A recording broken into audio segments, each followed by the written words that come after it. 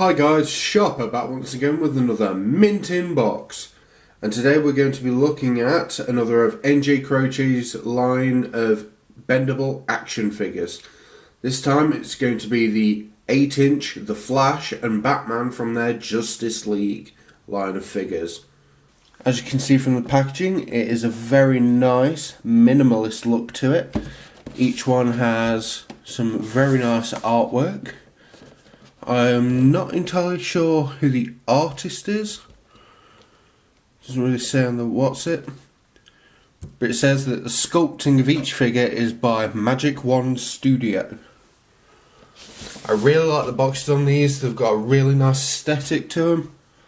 But we want to see the figures inside, so... And here they are out of packaging, and immediately they carry a fair bit of weight to them. Granted, that's because they're all made of like heavy, dense PVC plastic, so that makes sense. We'll just put Barry off to the side for now and take a look at the Dark Knight himself, because look at him, he doesn't know what to do with himself. So, guys, line. But yeah, the sculpt is pretty nice. It's got a lot of nice little details in there. It's a little lighter than I was expecting. I know it's like grey on grey, but I was expecting a little darker grey on his gauntlets and his boots, which are pretty nice. They've got some nice tread to them. They keep him upright mostly. He is kind of top heavy, which I expect Batman to be. The face sculpt is pretty nice. And this cape's really good. It reminds me of the material they used for the old BTAS figures way back when. Might be different, might not be, I don't know. And you get plenty of it, so you can properly shroud him up or get the nice fold going. But let's face it, none of that matters because he has to bend, right? And I'm just checking to see if he's got the little air holes that allow him to, because straight out of the packaging he's got a little tear under his mask, but that seems to be a joining line where his head was glued on, so not too fussed about that really. Get your cape out of the way, man. You're a bloody shambles. But yeah, his arms go up a fair bit, and it's very, very dense plastic, very rubbery and very tough. And because of the unique arm sculpts, you're going to get some really limited articulation out of it. Like that is about as far as it's going to go, and it's going to move slightly backwards. You're not going to get anything out of his arm. You get that maybe, but again, it's just going to move back. Going up, not a lot. Nothing in his torso. His torso is just solid, and it's actually hurting my wrist to try and do that. His legs go out a fair bit, but you can't really do a high stance kick. There goes Flash. His knees only go so far.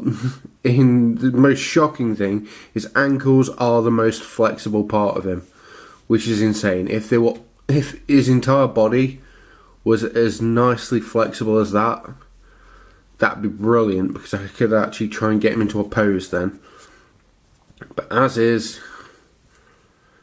and with little to no turn it, oh, there goes his head a bit more.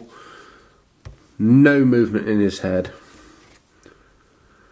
But yeah, he's just gonna have to deal with the slight I'm gonna get you. I'm gonna get that Joker. Kind of an impotent rage stance. Hey, he stands up. Okay, Bruce, you go have a Tylenol. And we'll bring in the fastest man alive, Barry Allen. Why is it Barry Allen? I don't know. I assume it is because that was the Flash last time I checked the New 52 comics. And that's what these designs are based on. That's why they've got all these weird kind of armoured detail lines on what is clearly spandex. But again, due to no mask component and just being one sculpt, Barry can actually get some movement out of his head, which is good.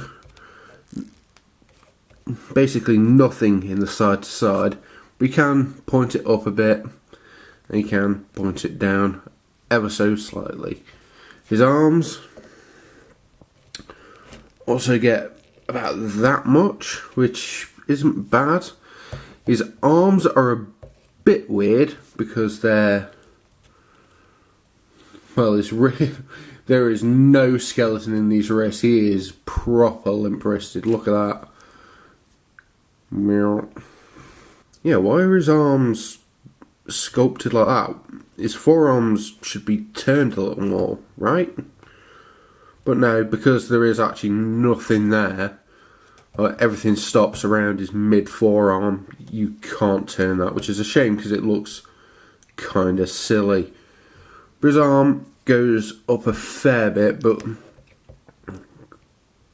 has some of the same problems that Batman does. Again, torso is doing nothing. Yeah, a little bit out of his back, but again, not a lot. The waist and top of his legs aren't really getting much, but enough for a decent wide stance. His legs can bend a fair bit, but you're not getting much out of them. And again, the ankles prove to be the bendiest part of the figure. A lot more like the Gumby I reviewed previously. Overall, while I don't recommend them as action figures because they really aren't, I do like them for being a really solid, durable representation of a character. So if you want something for your office to just stand on a shelf and if it falls it won't break, these are the perfect thing for you. Or if you have a small child in your life, because take it from a full grown adult, these things are hard to break. I could barely bend them with enough force to rip the plastic.